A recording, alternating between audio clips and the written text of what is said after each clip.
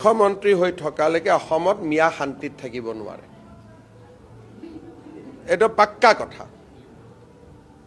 মিয়া শান্তিত থাকিব নোৱাৰে। যিসকল মিয়া সন্দেহযুক্ত নাগৰিক তেওঁলোকক কষ্ট দিয়াই মোৰ কাম। গতিকে কষ্ট পাই থাকিব, এনেকে সাংবাদিকৰ আগতে দুখ প্ৰকাশ কৰি থাকিব, বাকী ৰাস্তা নাই। গোৱালপাৰাত হৈ গ'ল, দুই এদিনতে নগাঁৱত এভিকশ্যন হ'ব, দুই এদিনতে।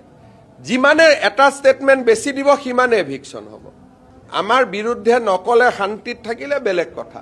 সন্দেহযুক্ত মিয়াৰ কোনো শান্তি নাই অসমত। মই মুখ্যমন্ত্ৰী থকালৈকে মোৰ ঘৰত আহিলেও শান্তি নাই, জুবিনৰ সমাধিত গ'লেও শান্তি নাই, গৌৰৱ গগৈৰ মিটিঙত গ'লেও শান্তি নাই, ৰকিবুল হুছেইনৰ মিটিঙত গ'লেও শান্তি নাই। মুঠতে মিয়াৰ শান্তি নহ'ব।